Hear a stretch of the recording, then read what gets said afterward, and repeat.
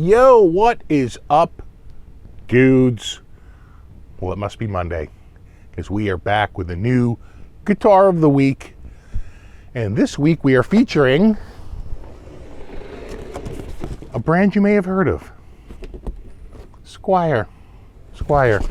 I started to take this apart, and I realized that my audio is pretty bad. The battery in my microphone had been worn out, so I just had to replace that.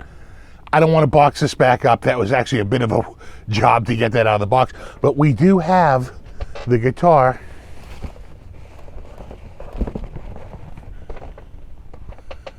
right here. Yeah, right there. This is it. So, I think a lot of you out there will probably have some history, some background with Squier, especially they're nice. Oh man, that is nice, huh? Oh wow. Well, there we go. There's the guitar. Let's open this up. These are kind of a beloved guitar, in the marketplace. You're not going to find too many people out there that say, I had one of these old Squiers and I really hated it. What you usually hear is, I had one of those old Squiers and it sort of blew me away at like how nice it was, for the money. And that's because they are gorgeous guitars. Look at this thing. Look at that thing. That is nice. I'm going to have to move this box out of the way so you can see it a little better, but you get the idea. Wow, that is beautiful. Very nicely done. Beautiful paint job. Everything seems to be good. I just have to pull a little bit of the packing off there. Oh yeah. Well, it all looks pretty good. I'm thinking there's a little bit of plastic on here. Huh. All right. Let me yeah. Seems to be some plastic on the left over on some of these. But my initial impression is that I really like the neck. There's absolutely no fret sprout, but we aren't in fret sprout season. My initial impression is this is one gorgeous guitar. I will have to look more closely. This is a return, and I'm sure that there's a blem on it somewhere. But so far it looks pretty clean. But I try to go for the blem stuff, and then I'm always curious to see, like, where's the blem? All right, what I'll need to do is plug this in, tune it up, and we can check it out. I will see you in a sec. Yo, all right, we are back.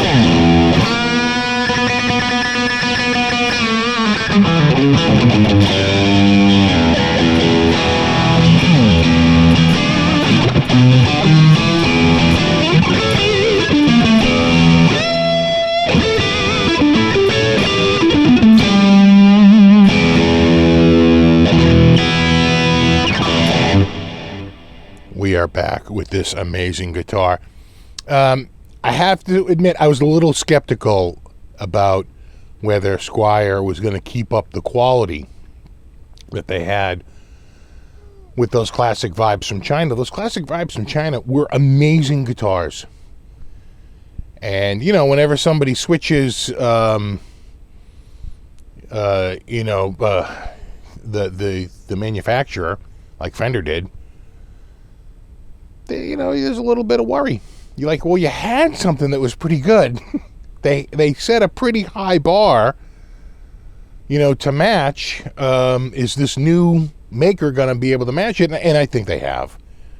The quality feels just as good, if maybe even not a touch better and cleaner. So there hasn't been a problem.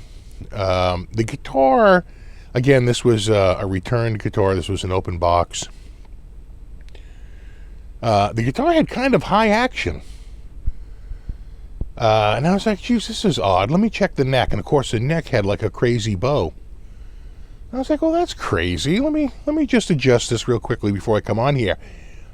Whoever adjusted this thought left was tightening it. No. Left is loosening it. Because it was all the way left. I had to loosen it and turn it right. I see this a lot of times because people are like, well, if it spins right down here, then it must spin left up here. No, whenever you're looking at it, it always spins to the right. As soon as I did that, it was like getting a whole new guitar. I was like, oh, nope, now it's loose. Oh, now it's tightening again. And let's get this a little snug. And now let's check it. Oh, look, the action is suddenly miraculously amazing. So, just a little pro tip. If you have high action, before you start adjusting the bridge, take a look and see if your neck is bowed. And if you've got a serious bow going on there, forward, right? So the terminology the techs use are a hump, the neck is tilted backwards too much, right? Neck goes back. A bow is tilted forward. And, technically you could use the term either way, right? But when I see a bow forward like that and then the action so high, which might have been the reason why the guy returned it, because he's like, I can't get the action down on this guitar. And I keep turning the truss rod the wrong way. Turn the truss rod the right way, and miraculously, it works. This is such an amazing guitar, though. I have to say, I think I'm way off on this cam here. I think I must have bumped it. Or a cat bumped it. I'm looking your way, cutie. One of my cats probably hit it. Maple neck. I believe these are a poplar body. I'm going to have to double check that. It's a Nayato. It's Nayato, Nyatoh. It's not alder, it's not maple, it's not mahogany. It's not ash. That's all you need to know. It's some other wood. Just check the box marked other. C-shaped neck, 9.5 inch. That's all the same. Maple. Narrow, tall frets. 6 saddle vintage style trim, and so forth. And then, can I see the details? Oh my God. What a pain in the ass. Fender. Who's doing your stuff? So one thing you do notice is rather than using the ceramic pickups that all the other ones listed here are using, these do use Alnico magnets, which I think sound a little better on Strats. And they're Fender designed, just like you have the Duncan designed, which, I'm on record. I think they sound better than just plain pickups. When I see plain pickups versus Duncan designed, put me down for the Duncan designed, because they always sound a little better to my ears. I'm sure the Fender designed are the same way, right? They give them all the specs, use this wire, this many windings, right? This magnet. They give them all the specs and say, just wrap this pickup up and you should be good. 5-way switch, master volume, and then 2 tones, classic Strat setup. And that's about it. The vintage tuners. Just to talk about the tuners for a second. They're fine.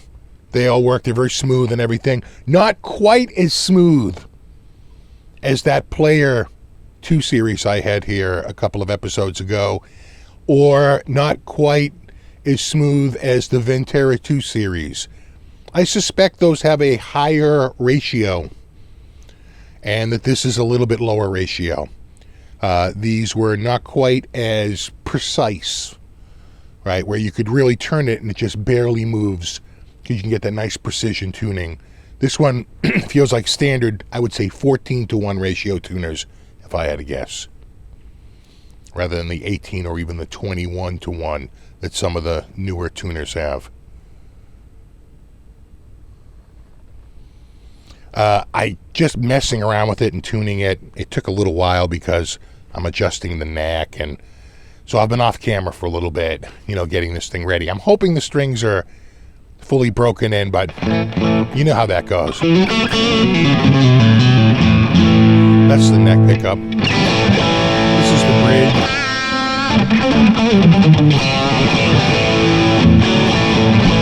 Here's the bridge with the middle.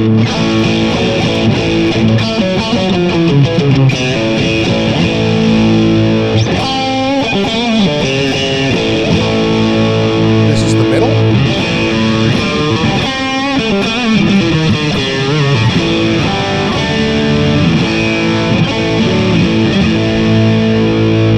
This is the middle and the neck.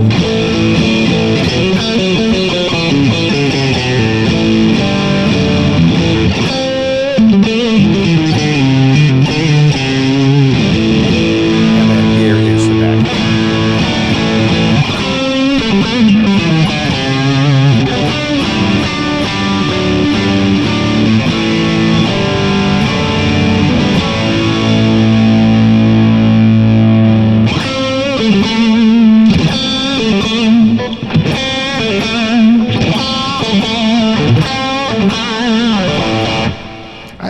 Definitely 5 distinct, qualities to these pickups, and I think the pickups sound pretty good.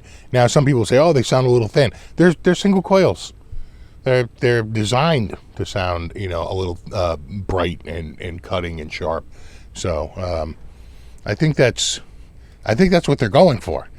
All right, let's switch this out. We have a very, very heavy patch on right now.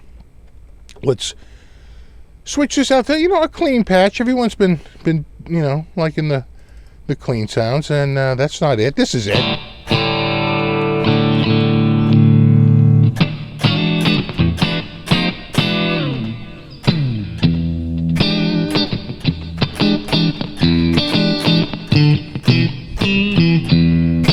So here's the neck.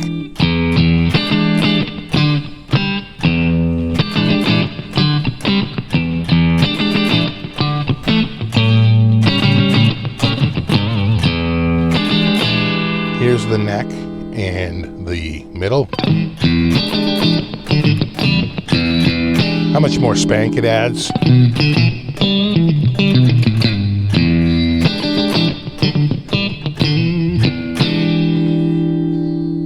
Here is just the middle.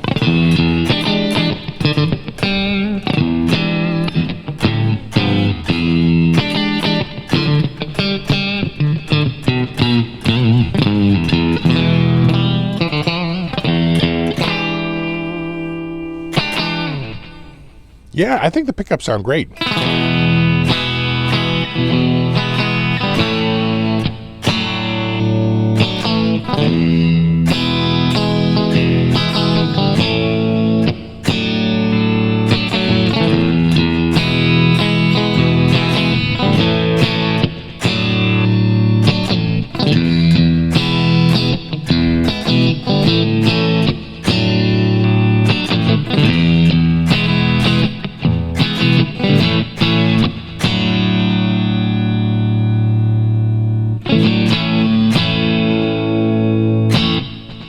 Yeah. All right. Let us move on to our Behave lead, which is the Marshall amp that I love. And it's not super saturated, though it is pretty distorted.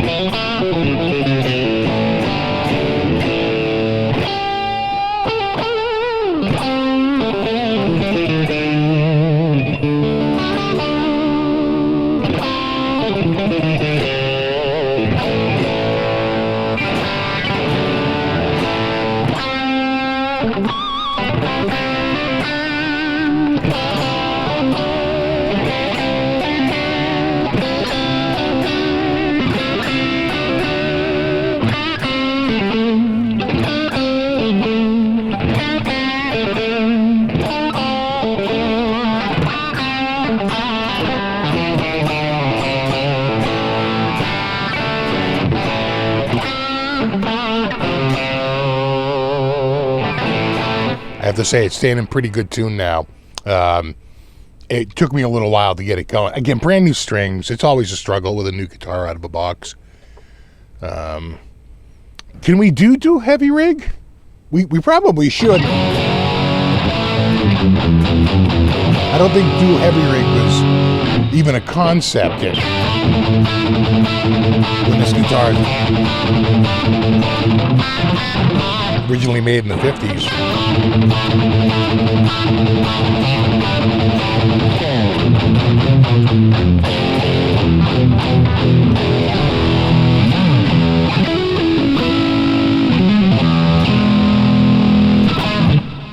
All right, let's go to I've had a few. This is a little outside of my normal run. Normally, I don't do a lot of these, outside tones, but there was a sort of a. I think it works well with this. This is a very mid-pushed.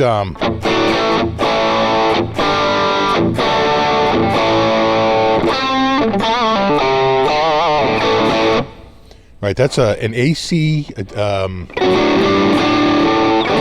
An AC-15, but I think when they capture it, they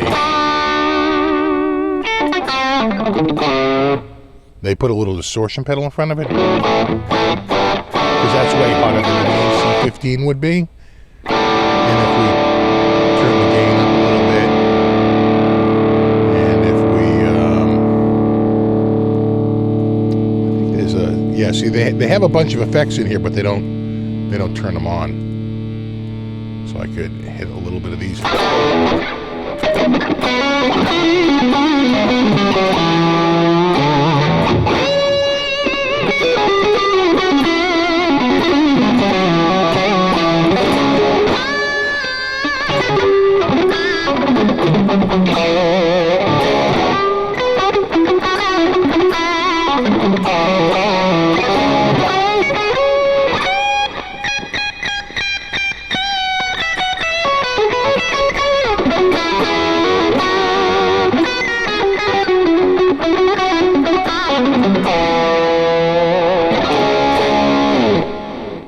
Just so something a little different than what I normally use.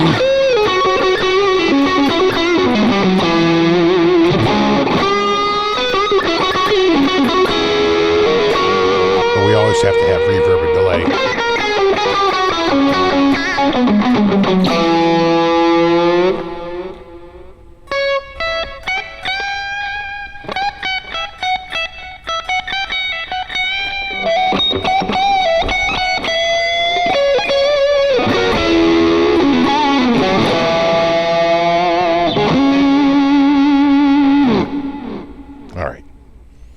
And let's go back from where we started. We're going full circle back to... You see how much more scoop that is?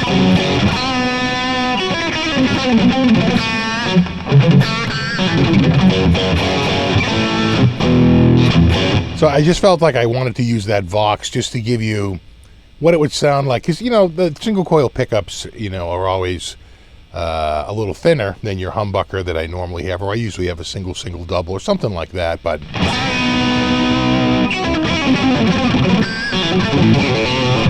I just felt like the 50s pickups needed that mid push, at least for one patch.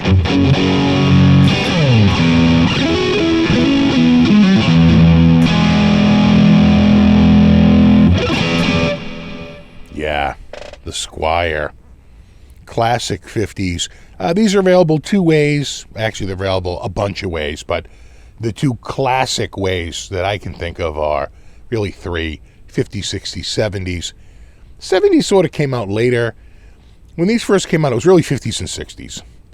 And the 50s is going to have the maple fretboard and the single ply pickguard and the 50s tuned pickups, and which are a little bit brighter, a little bit more bell-like.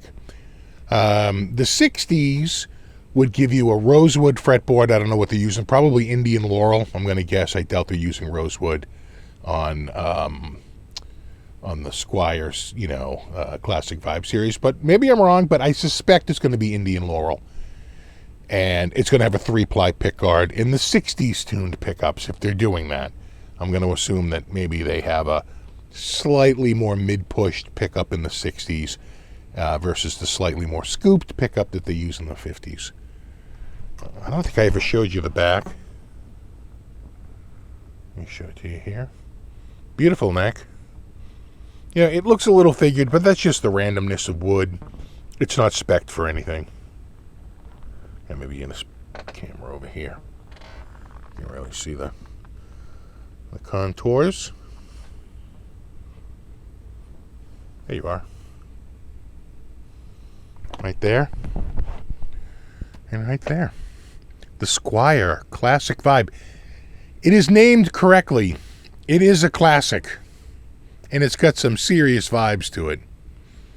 And, when 10 years ago, they were $399. They have gone up. They are now $429. So, slightly more expensive, but not that much more over 10 years. From $399 to $429, 10% increase, whatever, less than 10%. Not too bad. And I would also say that I felt the fretwork. Maybe we can catch it on this camera here. I thought the frets were pretty nice. Very rounded. Nice fretwork. Which was never a problem with the prior Classic Vibes. I'm just saying that has continued. That the fret work is still pretty damn good. And none of that is suffering. This is the Fiesta Red. It's available in a number of different colors. I will have, of course, links in the description for the more specs, colors, pricing, everything like that. And there you have it. The 1950s Classic Vibe Squire is the guitar of the week. All right, dudes, there you have it. Links in the description for more info. And as always, thanks so much for hanging out. And rock on.